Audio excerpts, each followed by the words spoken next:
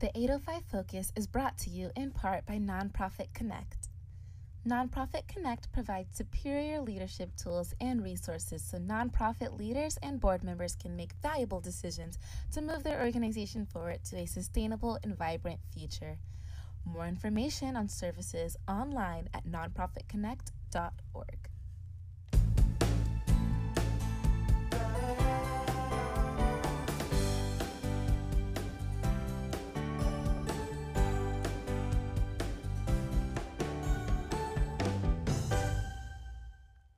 Welcome to 805 Focus.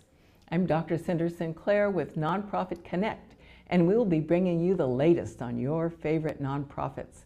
So get ready to be inspired. Our special guest today is Chris Hart, and Chris is the founder and CEO of 4Kids 2Kids. Welcome, Chris. Hi, thank you for having me. Oh, thank you. And I know you're doing such important work there at 4Kids 2Kids. And so I'm eager to hear all about what you're doing.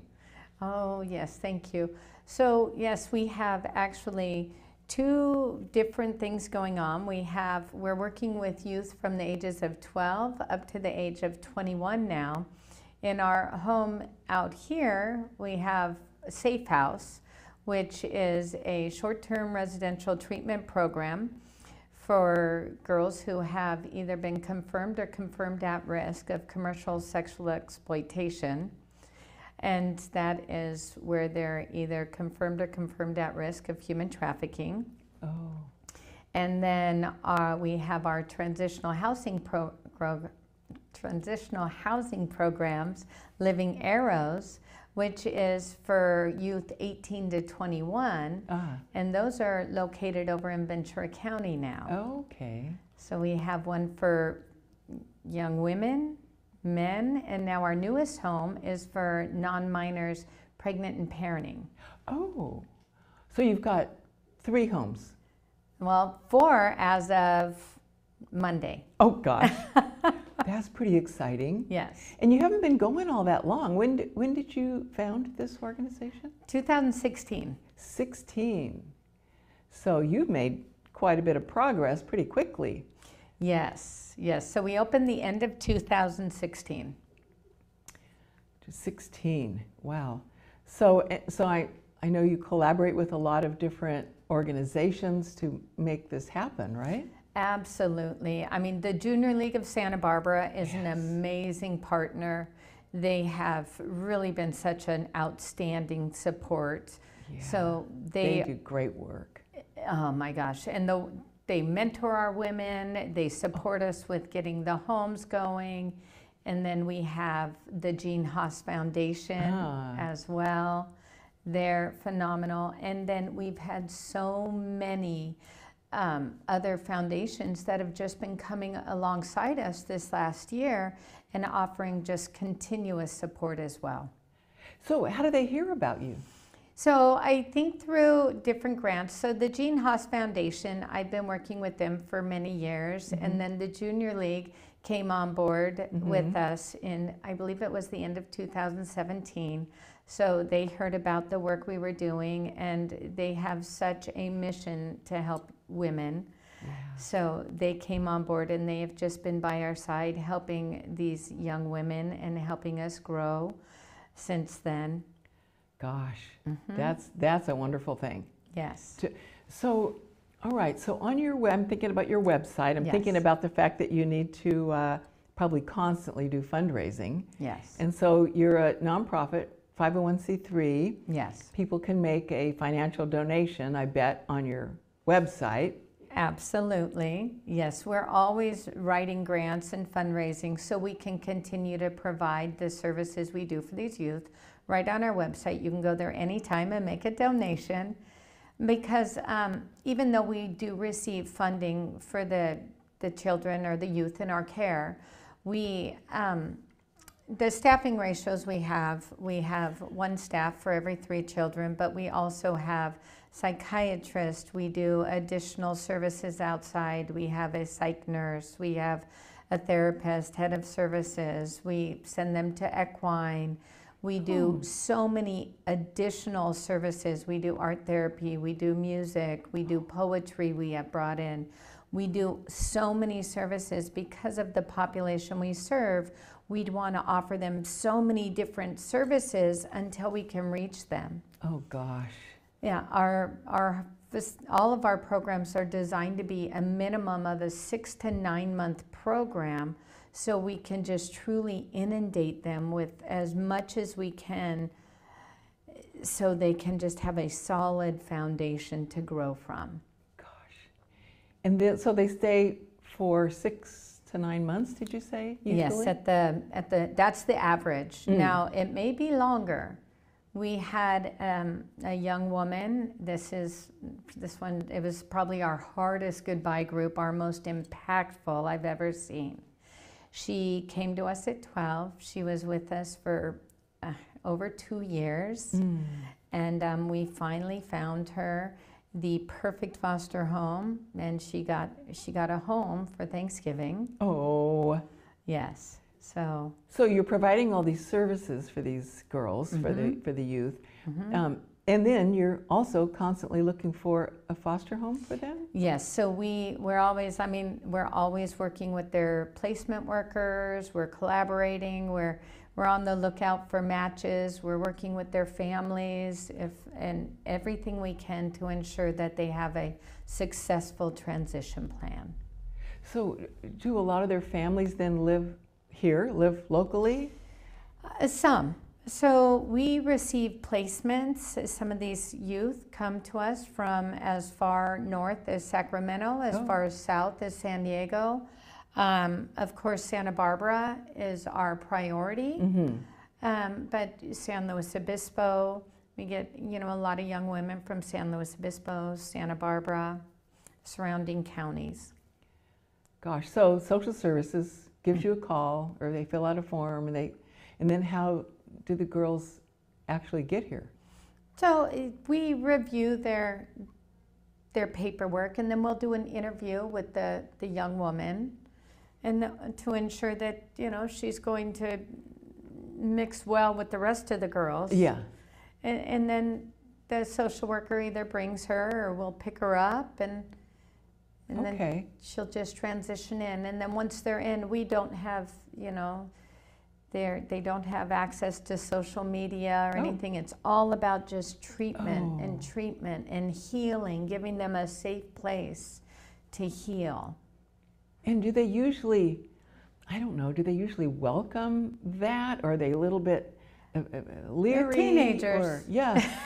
Yeah, I'm trying to it's like imagine. ripping off a Band-Aid. Yeah. Yeah. But they acclimate. They acclimate because they understand. Some of them probably quicker than others. Exactly. Gosh. So you are the founder. Yes. You started this organization how many years ago? Just 2016? Is that when it was? Yes. So actually, For Kids to Kids was started sooner than that because I started it meeting holiday wishes. And then the homes came after. So then, so you decided to... we opened the homes in 2000, yes. Oh, in 2000? No, in 2016, the end of 2016. Okay. But the nonprofit was started a little sooner.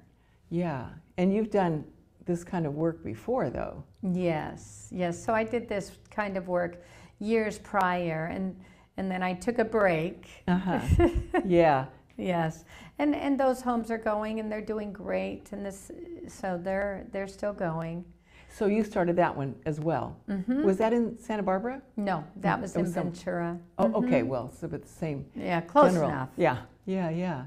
So you started that, got that going, and then you did a great job of that because it's still growing and going strong. Yes. And then you sort of changed direction. Took a break, needed a break, and I did something totally different in the motorcycle industry. And so I didn't think I'd ever be working in this field again. So I was volunteering, still volunteering with the boys home, and I'd have them over at my warehouse, teaching them how to palletize and paying them, teaching them how to work, right? Like teaching them skills. And one day this young man came in, and he just said one word, and he spoke to my soul, and I knew, oh my gosh, I'm getting a son. Oh gosh. Yeah, my children were old and grown. So I called his social worker, and next thing you know, I heard his story, and I got visits, and then I became his foster mom, and then I adopted him. Oh and man! He's with me today. He's a beautiful, amazing 21-year-old man now. Oh gosh! Love him to death. Yes, greatest gift I've ever been given. And so it was his social worker that at the time was on a human trafficking task force. Oh. And that's how I opened our first home. Oh, so that's why you opened your first home? Yes, that's how we opened the first home. So everyone says, how did you get back into this? Why did you open the home? I says, I didn't. It was all my son. Yeah. Oh, yes. What a sweet story that is, and powerful. It is. It is. It wasn't me. It was my son. Well, and you were paying attention to that small, still voice inside you. That small, still voice. It was the small, still voice. Yes. Oh, gosh. So I sold that company and invested that money and loaned it to the nonprofit, and we opened the first home. Oh gosh. Wow. And so here you are going strong again. Here we are going strong. Yes. I believe when you're called to do something, you're called to do something. Yeah. Yep. So you have a home for boys as well? We do. So we have a transitional house for young men, and our transitional homes are amazing. So we were finding that these young women were transitioning out, aging out, so to speak. They would turn 18 and they would age out, and they'd go into some of the transitional programs. And with the CSEC youth, they're a little tricky. They'd get into their own apartments, and they'd have their case managers, and these case managers were doing a great job. But with the CSEC population... What is that? So, I don't mean to interrupt. CSEC, the Commercially Sexually Exploited Children. Oh, so it's like an acronym. Okay, it's an acronym, yes. So with that population, these girls, or these young women, would, they'd get in their own apartments, and we were finding this with some of the youth I was still in touch with, and they would slide back into the life. So it was a little rocky. So I decided with my staff, we wrote a program, and we opened up transitional housing, which was a live-in house model with a live-in house parent, and it was 6 youth in there, and it had intensive case management. So we could work with them a little bit longer. Yeah.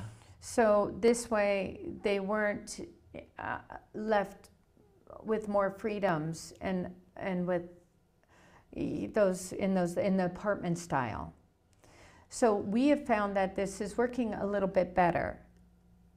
So we have a little bit more time to work with them and get them a little bit stronger foundation. Yeah. So we opened one for the young women, and now we've opened one for young men as well, because we found that some of these young men we were seeing some of the same problems. Is maybe they were getting recruited back by the gangs, or they were winding up back out on the street and homeless. So we now have them a home for the young men as well.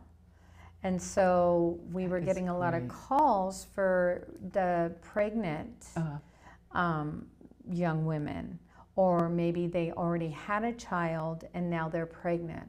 So we just opened a home for that. We just finished, and now it's going to open next week. Oh gosh. So I'm very excited. So I'm running out after this, and I'm picking up a few more donations. We just got our live-in house parent. She's signing her paperwork today, and she'll be moving in over the weekend. And so we have a youth already scheduled to be moving in soon. Wow. So you are making a big difference in the lives of these young people. Well, that's what we hope. That's what we hope. That's always the hope. And all because you listened, you paid attention, you noticed, and you responded to that voice inside. That's right. Yes. Gosh, that's a pretty big, powerful story. You know, and it's so, I mean, my son is such an amazing young man. I mean, he went back and he worked out of the group home I adopted him out of for a year and a half. So he's such an amazing young man, so. That's cool. So he went back there to that group home. And he worked as a paid peer mentor for a year. Oh. He is just such an amazing man. He was the greatest gift. Yes, and I'm sure he would say the same about you. Well, sometimes. I'm probably still mom. Yeah. Oh, gosh. So tell us more. So I do have one question. Did I hear you say that there are usually 6 young people in each house? Absolutely. At any given time? Like, do you have waiting lists, or how does that work? Yes, we do. And even if I had a mansion, I don't think I would ever put any more than 6 in a home, ever, because of the significant level of trauma that each one of these young people have lived through. It just doesn't make sense. In our pregnant and parenting home, there will only be 4. Oh. And the reason for that is each one of them are getting their own bedroom. And if they're each going to have a child or maybe 2 children, that starts to add up. Sure. So, yes, so we're only doing the house parents, and then each one of them are getting their own bedroom. So if it's them and a baby, or them and a baby and a toddler, that's going to add up to a lot in the house. And then you throw a little bit of trauma in there. That's going to be a lot of energy. Right. Well, that's wise that you are only going to do 4. Yes. So I guess the kids, what shall I call them, young people, they come not all at the same time. So it's a constant in and out. Yes. Yes. So we really try to stagger. Like right now, we're having a bunch of we have like 3 or maybe even 4, because another one's graduating soon, of youth graduating out of our youngsters' house. Okay. And we're thinking, oh my goodness, I mean, it's a great thing that a bunch are graduating, but now we're thinking, oh my goodness, we have to stagger the new intakes coming in, because you never want to bring that many new in at once. Yeah, that makes sense. So do you have an actual graduation ceremony, or do you just? Normally we do. Normally we do. We do a really nice goodbye group, and we make it really special. But right now, with the pandemic and with everything going on, things are really interesting. Yeah, but I bet when it's time for graduation, the parents really get involved, assuming that they're somewhere around there. Yes, well, we do something in-house with all of our staff, and we do this really special goodbye group, and we make it where all the youth goes around and has to say something about everybody, and everybody has to say something about the youth, and it's pretty impactful. So, and we put it all on a big poster, so because our head says some pretty crazy things to us. Yeah. So we make sure that every positive thing that is spoken gets written on this board, and that the youth takes with them so they know. And then we read it back to them so they know that here's the truth about you. Oh my gosh. Right? I love so it. when you're at home and your head is saying this, and this, and you want to go and you want to relapse and you want to run away, no, this is the truth about you. And so do they get to take that absolutely. home so they can look at it? Absolutely. That is great. And so can they, I don't know, call you or contact you if they ever? Yes. So they can always call back and speak to the facility at any given time, and we have a lot that check in. I'm personally in touch with quite a few. Quite a few. You are. I mean, I was just back east. I was in Tennessee, and I just went and saw a youth that I knew from 19 years ago, and I mean, I'm in touch with so many. At the holidays, my house is pretty full with a bunch of the kids that have no family and nowhere to go. My house is open door. You are a blessing, my dear. Gee whiz. Gosh.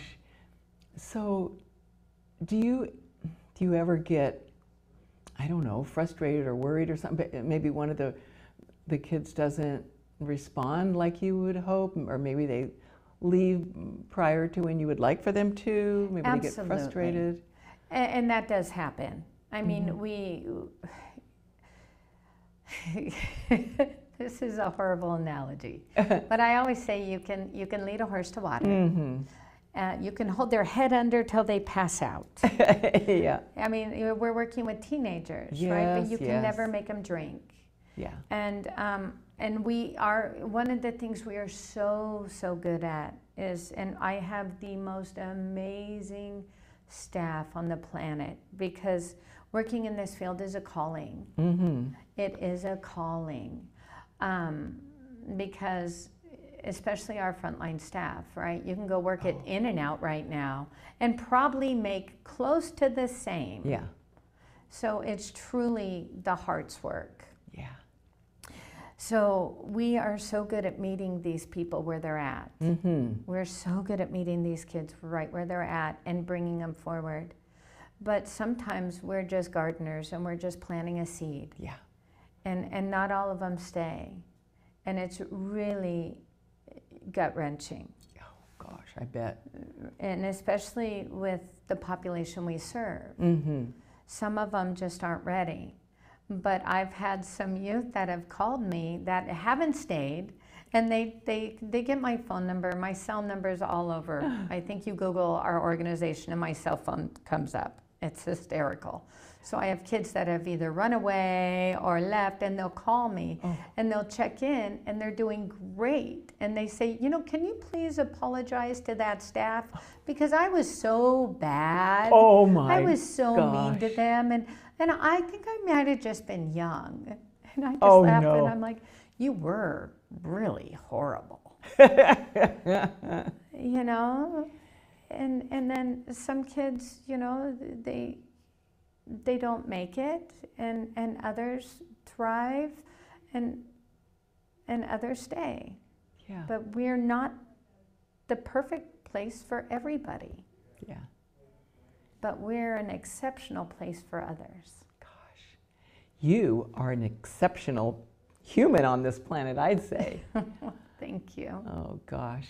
Well, thank you so much for all that you're doing, impacting the lives of so many people. And thank you for coming on our show today. Oh my goodness, thank you. It is such an honor and a privilege to even be invited here. Oh gosh. Well, thank you, and thank you for joining us on 805 Focus, and we'll see you next time.